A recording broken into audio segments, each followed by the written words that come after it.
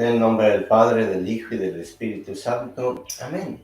Continuamos con nuestra meditación bíblica, el segundo libro de los Reyes, capítulo 22, versículo 11.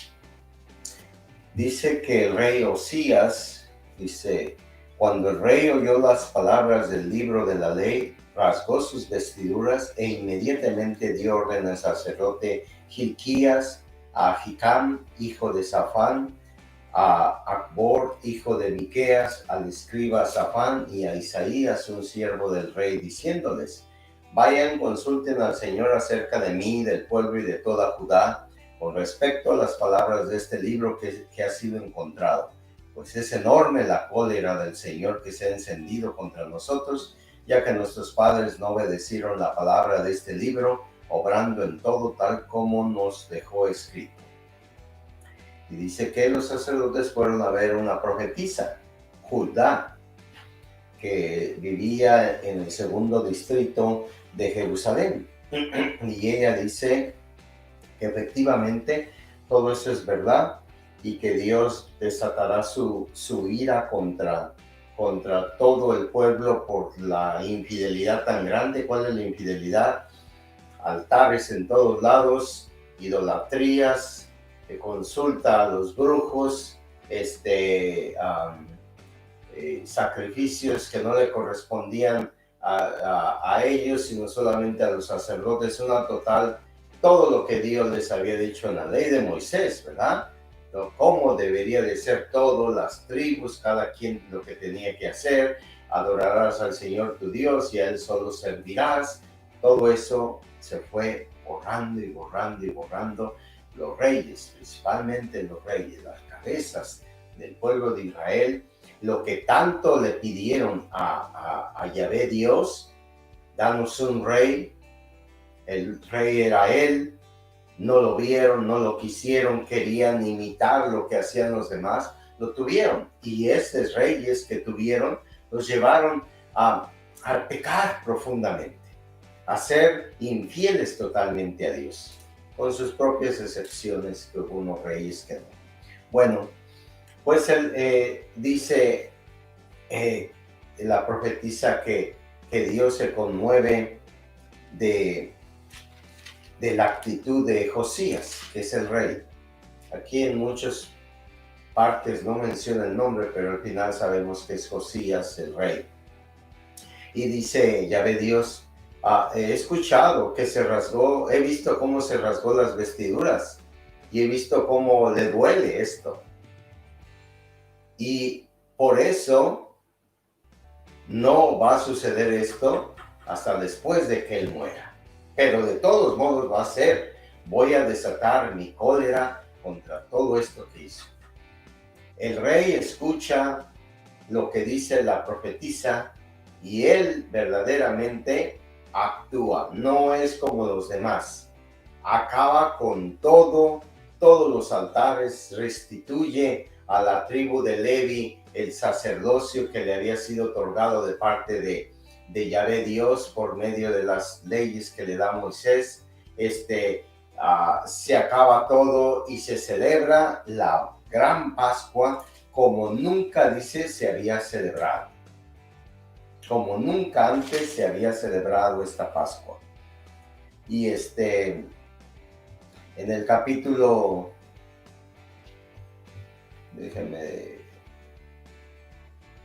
habla de todo lo que hace desaparecer, ¿verdad?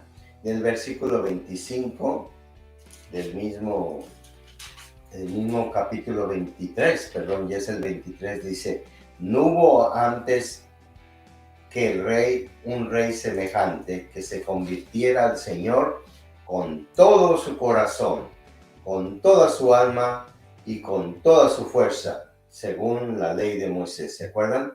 Amarás al Señor tu Dios con todo tu corazón, con toda tu alma, con todo tu ser, con toda tu fuerza. Y esas mismas palabras aparecen en el libro de los Reyes. Y así sucede.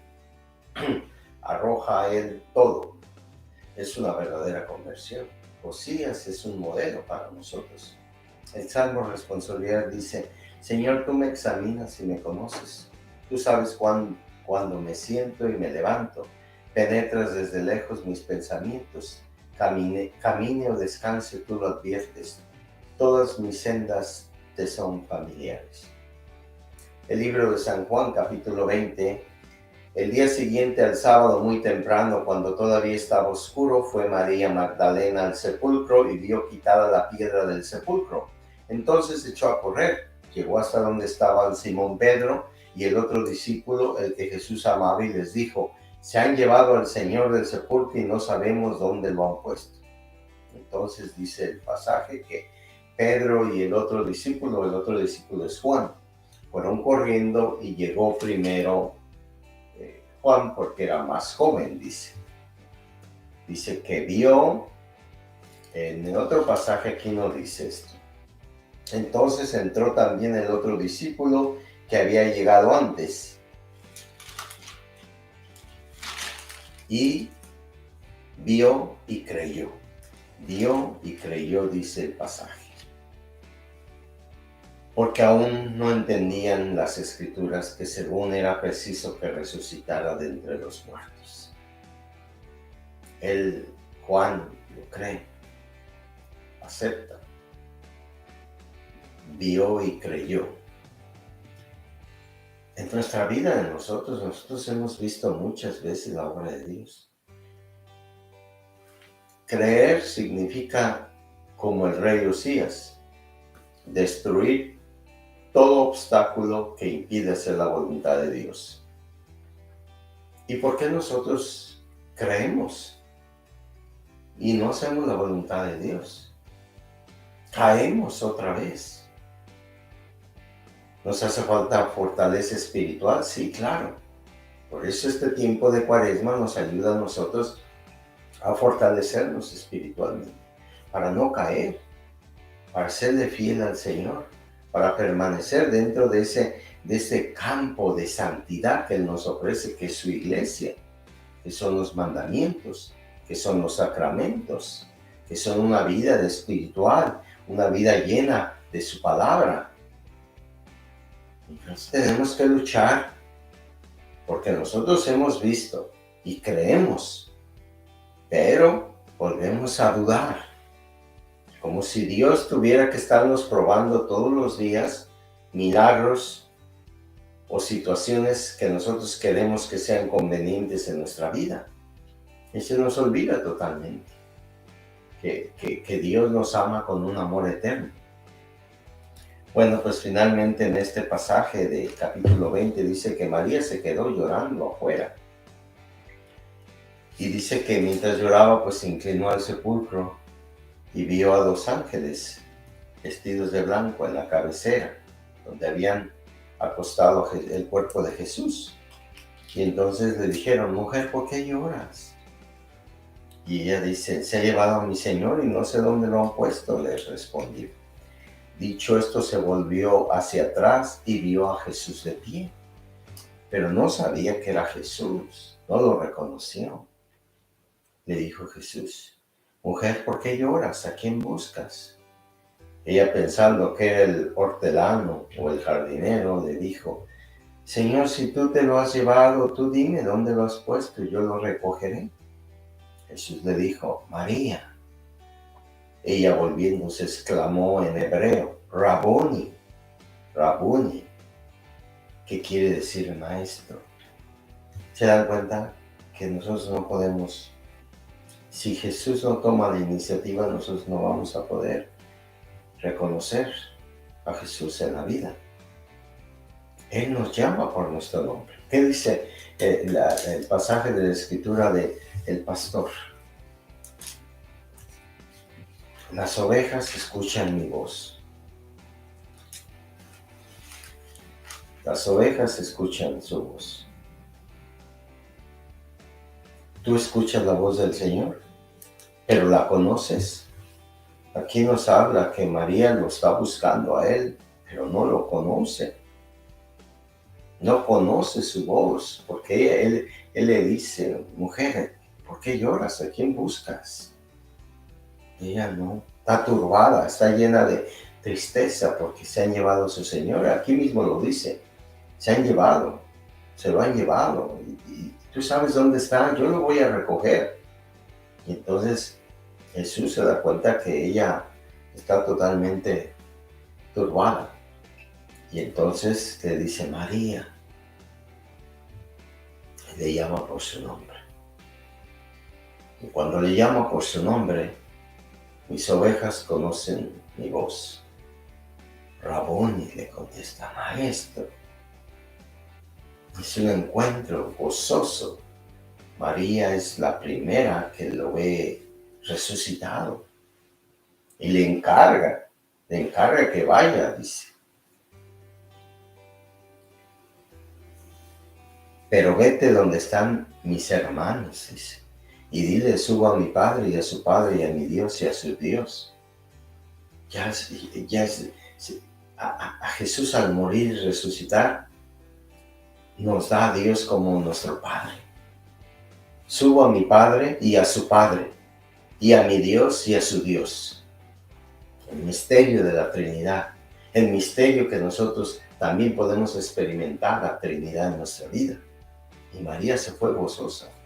He visto al Señor. ¿Será cierto? ¿No será cierto? ¿Quién sabe? La María ya ven cómo es. No. Pedro, vamos a esperar. Vamos a esperar, ¿verdad? Pero ¿quién le quita a María el gozo de ser la primera que ve a Jesús resucitar? La primera que lleva la buena noticia a ellos. Ahora y dile a mis hermanos. ¿Y a quién fue a ver? Pues a Pedro, a Juan, a Santiago, a Bartolomé, a Felipe, a Tomás, a todos ellos, ¿no? ¿Cuáles hermanos de Jesús? ¿Biológicos? No tiene nadie.